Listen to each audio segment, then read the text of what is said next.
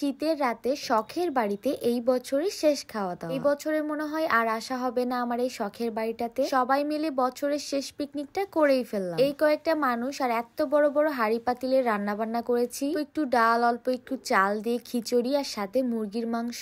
আবার আমার এই ছোট্ট চুলাতেই রান্না বান্না শেষ করেছি। আজকে কিন্তু আমরা খাবারে দুই রকমের স্বাদ পাবো। একদিকে মাটির চুলাতে রান্না হচ্ছে আর একদিকে গ্যাসের চুলায়। দেখা যাক কার রান্নাটা সব থেকে মজা হয়। আল্লাহর রহমতে আমার বাড়িতে সবসময় মেহমান থাকেই। শখের বাড়ি যখনই আসি না কেন কেউ না কেউ আমাদের সাথে থাকবে। আসসালামু আলাইকুম, সবাই কেমন আছে? ভিডিও শুরু করতে না করতে আমার বাড়িতে মেহমানের আগমন। আমার শখের বাড়িতে আল্লাহর রহমত দিয়েছে অনেক বেশি, যার কারণে সবসময় মেহমান থাকে। গ্রামের দিকে অনেক শীত পড়লেও আমার এই শখের ছোট্ট ঘরটার মধ্যে একেবারেই ঠান্ডা নেই। মেহমানদেরকে গরম গরম আদা চা করে দিয়েছি, তাও আবার মাটির হাঁড়িতে করে। সন্ধ্যার নাস্তা পানি শেষ করে আমরা রান্নাতে চলে যাব, কারণ আজকে আমাদের পিকনিক হবে। হিরো আর রাসেল মিলে পিকনিকের সব বাজার করে নিয়ে এসেছে। আজকে আমরা পিকনিকের জন্য চাঁদা তুলেছি 100 টাকা করে। 100 টাকা করে তুলে যেহেতু কম টাকা হয়েছে, তাই এরই মাঝে আমরা মুরগির মাংস আর খিচুড়ি রান্না করব। ছোটবেলায় 10 টাকা, 20 টাকা, 50 টাকা দিয়ে পিকনিক করতাম। এখন যেহেতু জিনিসপত্রের অনেক বেশি দাম, তাই 100 টাকা করে লেগেছে। যেহেতু বাইরে অনেক ঠান্ডা ছিল, তাই বাসার মধ্যে আমরা সবকিছু রেডি করে নিয়েছি। এখন বাকি রান্নাটা করব আমার এই মিনি চুলাতে। আমি রান্না করব আমার ছোট্ট মিনি চুলাতে, আর ভাবি রান্না করবে এই মাটির চুলাতে। আজকে আপনাদেরকে আমার এই মিনি চুলার ব্যাপারে ফুল ডিটেলসে জানিয়ে দিব। কোথা থেকে নিয়েছি, গ্যাস কোথায় পাই, কিভাবে ইউজ করতে হয়। তার আগে বলি, যারা কিনা পাইলস নিয়ে অনেক বেশি সমস্যায় আছেন, ফিস্টুলা, অ্যানাল ফিশার, কোষ্ঠকাঠিন্য সমস্যায় ভুগছেন, তারা এই বিএসটিআই অনুমোদিত ইউএস ফর্মুলার এই প্রোডাক্টটা খেতে পারে। ক্ষতিকর কোনো সাইড ইফেক্ট ছাড়াই জিরো পাইলস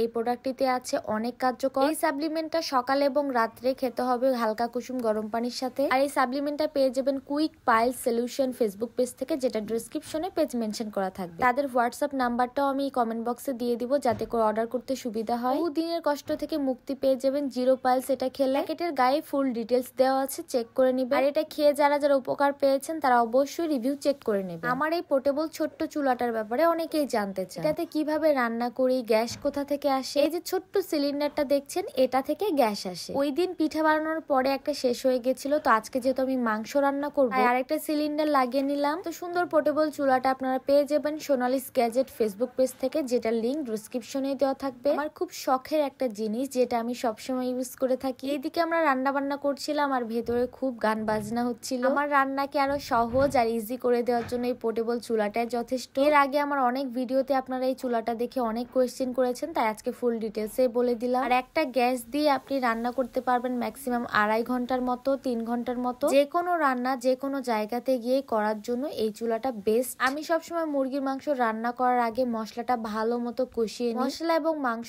যত বেশি কষিয়ে রান্না করবেন, তত খেতে বেশি মজা লাগবে। আস্তে আস্তে মশলা অ্যাড করতে করতে যখন মশলার উপরে তেল উঠে যাবে, তখনই আমি মাংসটা দিয়ে দিব। রান্না বান্না করতে আমার ভালোই লাগে, শুধু সময়ের অভাবে করা হয় না। আমি এদিকে গ্যাসে রান্না করলেও ভাবি কিন্তু অনেক কষ্টে মাটির চুলাতে রান্না বান্না করছিল। আজকে যেহেতু বেশি কিছু না, শুধু খিচুড়ি আর মাংস, তাই 2 চুলাতে করে হয়ে যাবে। অনেকেই বলে মাটির চুলার রান্না নাকি বেশি মজা, আসলেই তাই। মাটির চুলার রান্না এমনিতে অনেক বেশি মজা হয়। তবে আমাদের আর সেই ভাগ্য কিভাবে হয়, প্রত্যেক বাড়ি আমাদের গ্যাসের চুলাতে রান্না বান্না খেতে হয় শহরে গেলে। আজকে আমরা মানুষ ছিলাম 10-11 জনের মতো, আর রান্না করেছিলাম 3 কেজি চাউল। ছোট ছোট মানুষ রান্না বান্না করলে যা হয় আর কি, শাশুড়িকে জিজ্ঞেস না করে চাল ডাল দিয়ে ফেলেছিলাম। বেশি করে যখন রান্না করেই ফেলেছি, কি আর করার। খাওয়া দাওয়া শেষ করে যা যা বাঁচবে সবাই বাসায় নিয়ে নিয়ে চলে যাবে। আজকে খিচুড়িটা রান্না করেছে মিমি ভাবি। ভাবি অনেক মজা করে খিচুড়ি রান্না করতে পারে। সবকিছু মিলিয়ে আমাদের পিকনিকটা সেই রকম হচ্ছিল, তবে অনেক ঠান্ডাও লাগছিল। বাইরে যেহেতু প্রচন্ড ঠান্ডা, আর শহরের তুলনায় গ্রামে আরো বেশি ঠান্ডা। তবে একটা জিনিস ভালো মতো খেয়াল করলাম,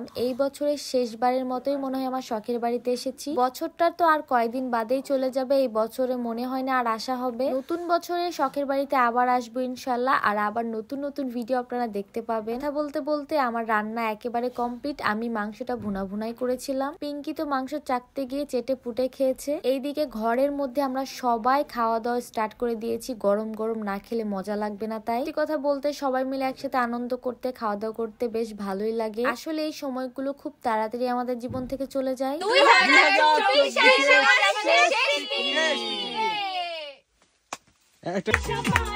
সেই